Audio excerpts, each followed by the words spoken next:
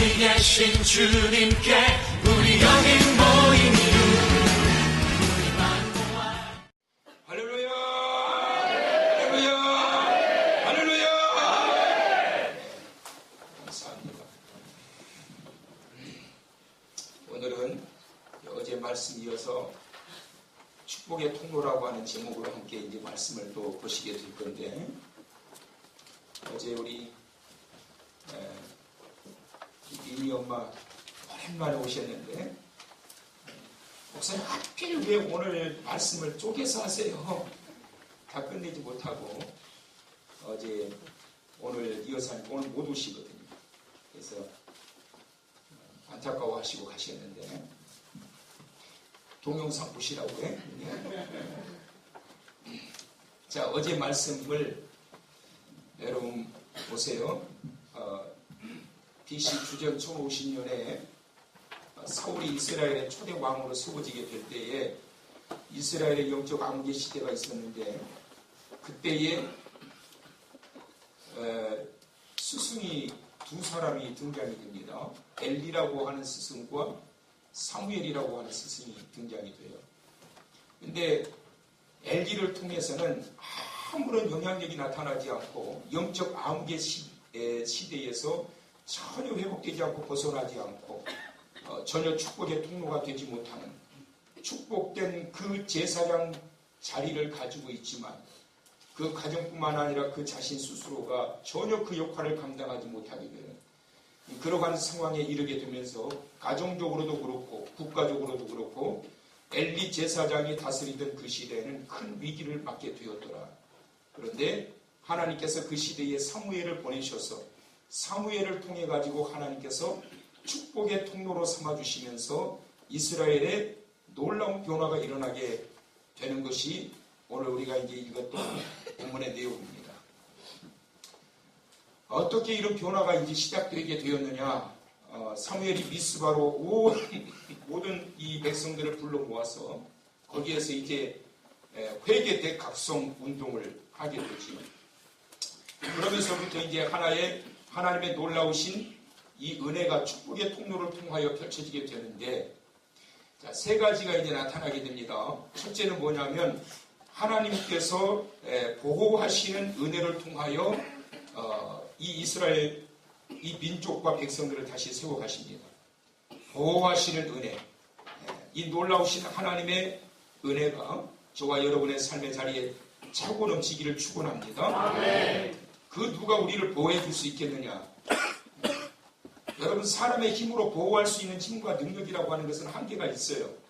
하나님의 강하신 능력과 권세 아래서만 우리의 모든 것들이 가능하도록 보호됨을 믿으시기 바랍니다. 첫째는 하나님께서 이 보호하시는 은혜를 베푸셨는데, 이 보호하시는 은혜를 통해서 어떤 은혜가 임하게 되느냐 하면, 보호하시는 은혜를 통해서 하나님께서 주신 역사, 에베네셀이라고 하는 축복인데, 도우시는 은총. 시작. 도우시는 은총. 자, 이제 우리 12절의 말씀을 다 같이 보십니다. 자, 다 같이 읽어봅니다. 시작. 사무엘이 돌을 취하여 미스바와 센 사이에 세워 이르되, 여호와께서 여기까지 우리를 도우셨다 하고 그 이름을 에벤에셀이라 하니라. 할렐루야. 자, 사무엘이 이 백성들을 미스바로 불러 모아가지고 거기에서 영적 대각성 운동을 펼치면서 이들이 하나님 앞에 회개의 마음이 열리면서 하나님을 향해서 막 기도하고 회개하게 될 때 그 순간 이들에게 깨우침이 하나 생겼는데, 하나님이 이때까지 우리를 도우셨지. 하나님이 이때까지 우리를 도우셨지. 이 사실을 이들이 잊어버리고 살았단 말이에요. 여러분, 이게 왜 그렇게 중요하냐면, 하나님께서 이때까지 우리를 도우셨지, 하나님께서 이때까지 나를 도우셨지 라고 하는 이러한 마음과 생각이 가득 채워져 있는 자들에게는 위기가 생길 때마다 뭐 하게 됩니까? 하나님을 찾게 되는 거예요.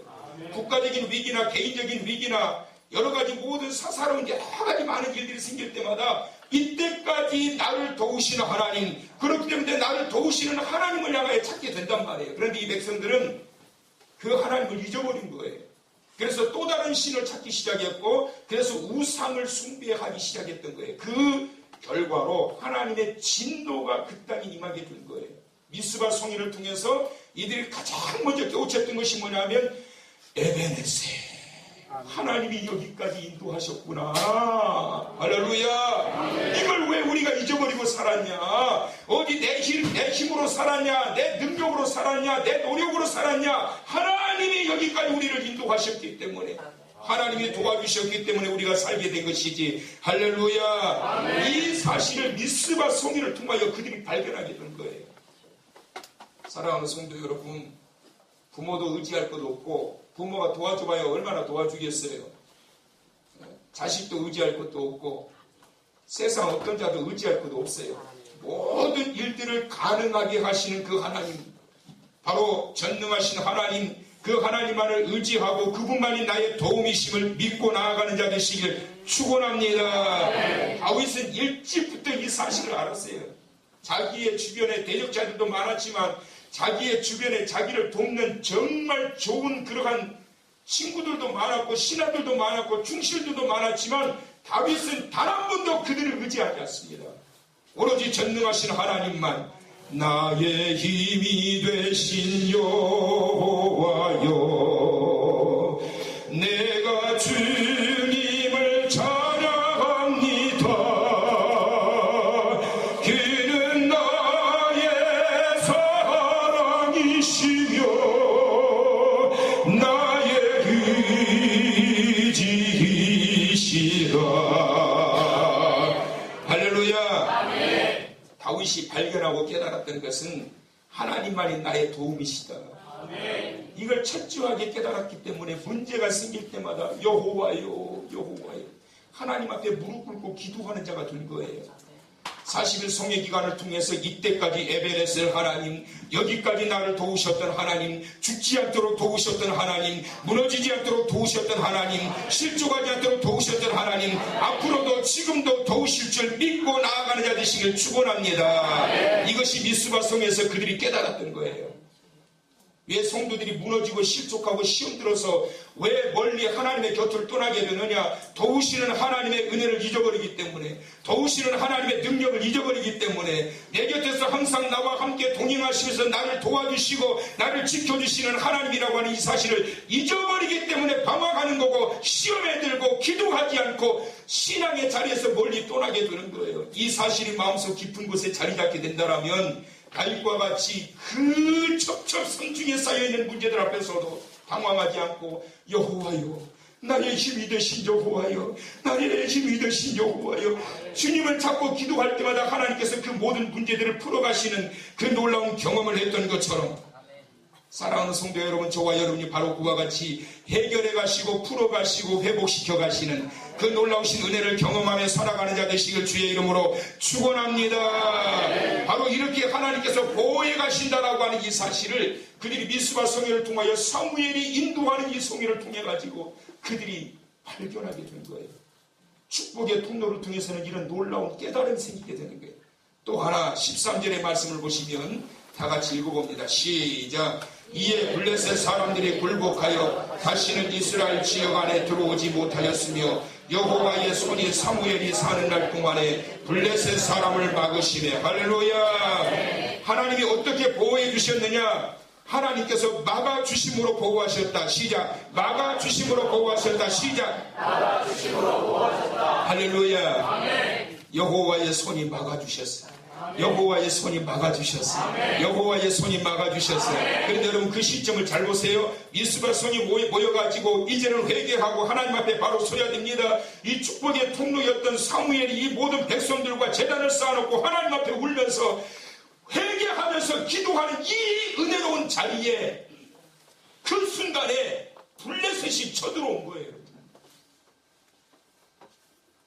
그렇게 은혜롭고 열심히 기도하고 열심히 회개하면서 이렇게 되면 블레셋이 쳐들어오면 안 되잖아요, 여러분. 그렇잖아요. 이렇게 40일 성에 모여가지고 매일 저녁마다 기도하고 은혜 받고 있는데 안 좋은 일이 생기면 안 되는 거 아니겠어요?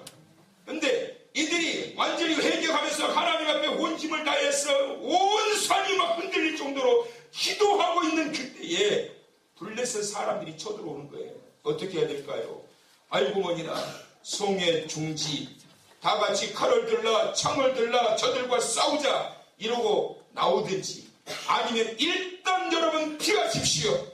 엄청난 화력을 가진 저 블레셋 사람들이 군대를 동원해서 지금 물밀듯 밀고 오고 있는데 우리는 지금 싸울 태세가 하나도 준비되어 있지 않으니 일단은 도망갑시다. 그리고 다 후퇴. 그러고 도망가야 될까요? 어떻게 해야 될까요?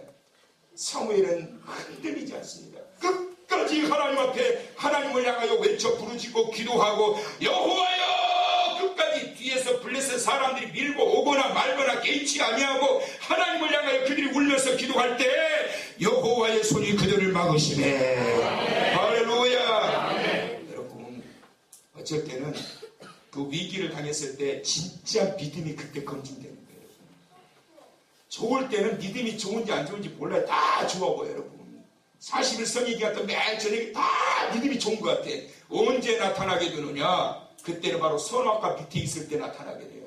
먹지 말라고 그랬으면 안 먹어야지. 유혹 앞에 문제 앞에 딱 닥쳐 있게 될 때 그때 정말 믿음이 검증되는 거예요. 블레셋 사람들이 쳐들어오는 그 순간에 사무엘도 그렇고 이 백성들도 그렇고 눈 하나 깜짝하지 않고 이렇게 기도할 수 있었던 것은 첫 번째 깨달음. 하나님께서 이때까지 우리를 도우셨잖아. 에베네셀 하나님이시잖아. 이때까지 도우신 하나님 지금 이 순간도 우리를 도우시리라. 이게 믿음인 거야.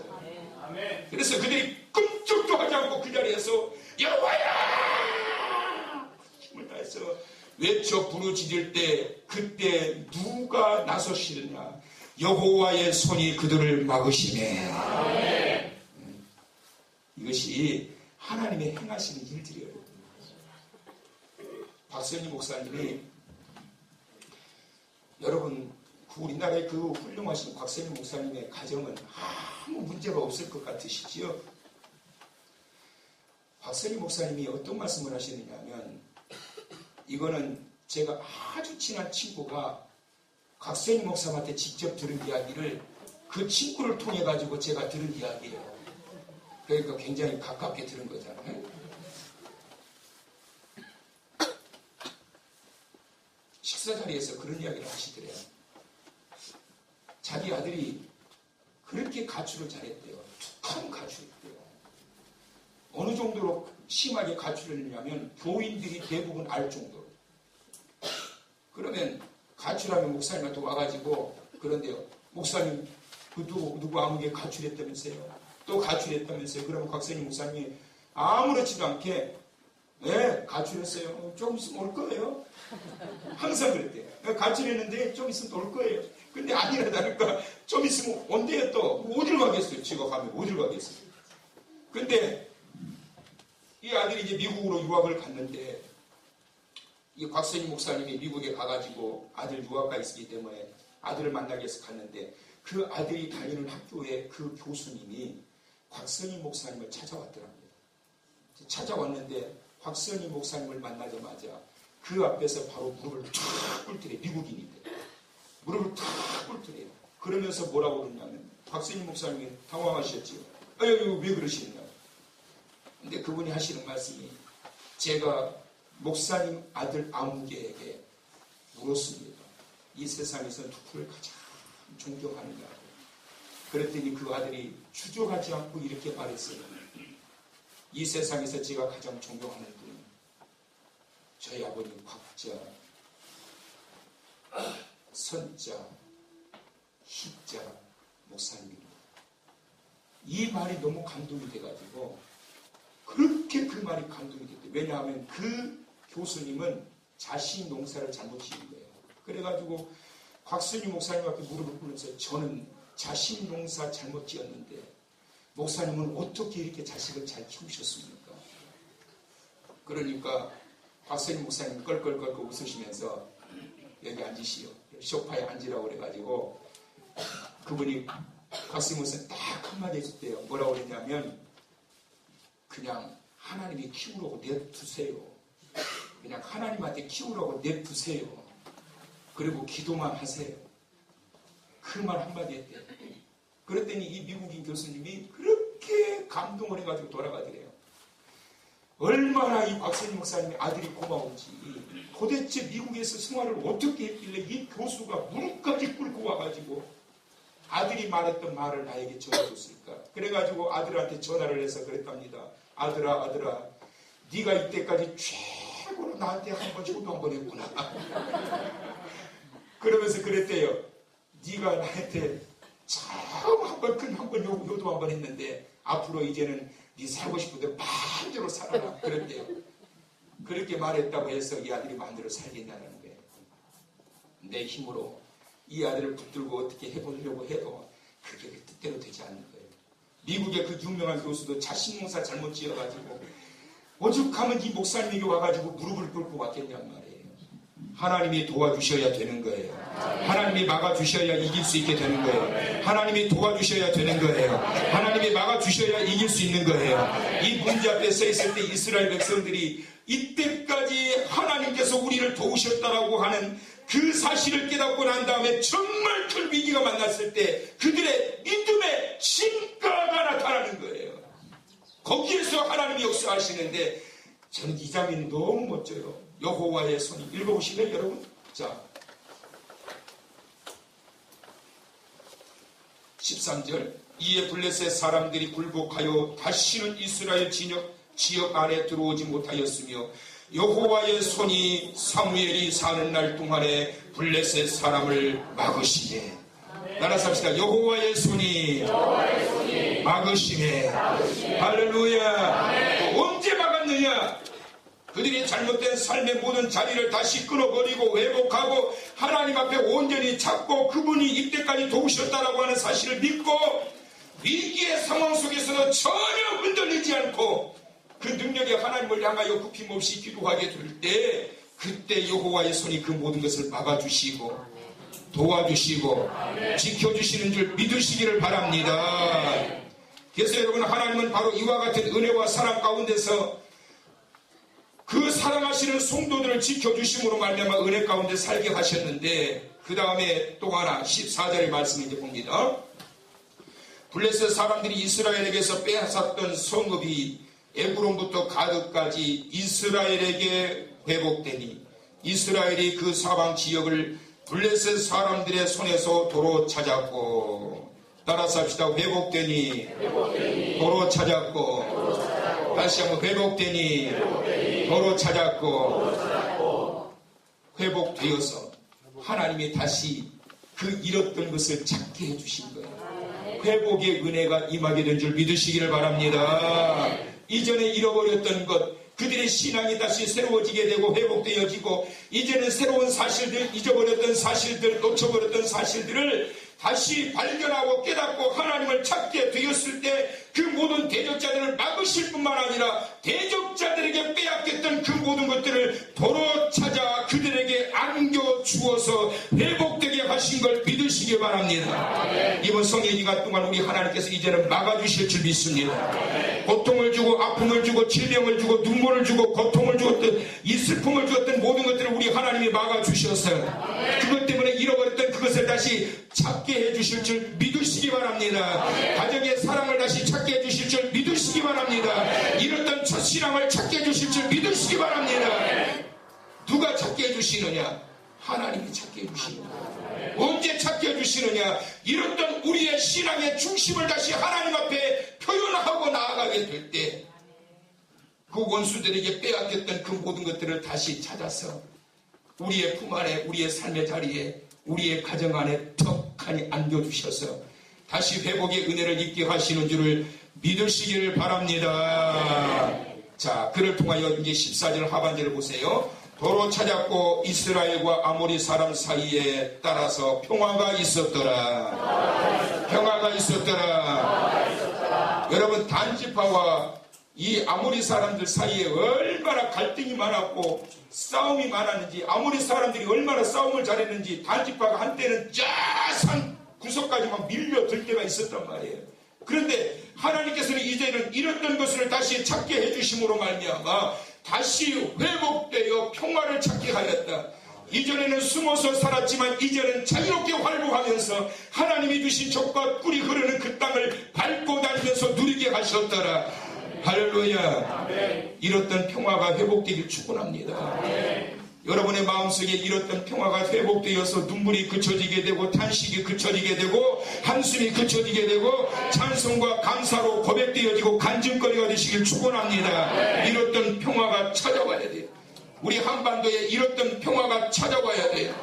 예루살렘과 같은 그러한 놀라우신 은혜가 임했던 저 평양 중심 지역에 잃었던 그리스도의 평화가 임해야 돼요. 이 일을 위해서 이번 40일 성의 기간 동안 함께 기도하되, 그러기 위해서 가장 중요한 것은 그 모든 하나님의 역사와 능력과 이 일들이 축복의 통로였던 한 사람을 통하여 이루어지게 되는데, 실의 구슬을 꿰어서 차차차차차차 막 꿰어가지고 맞추어 가듯이 사무엘이라고 하는 한 사람을 하나님이 세우심으로 말미암아 이 모든 것들을 만드셔서 작품화시킨 것을 기억하시면서 주여 이와 같은 축복의 사람으로 세워지길 원합니다. 축복의 통로로 세워지길 원합니다. 사무엘이라고 하는 한 선지자가 세워지게 되니까 회개하지 못했던 이 고든 백성들의 마음이 깨지기 시작하고 그 놀라우신 하나님의 은혜를 다시 발견하면서 주님을 보기 시작하고 위기가 생겼을 때 위기를 돌파하는 하나님의 능력과 은혜를 경험하게 되면서 잃었던 평화를 찾게 되고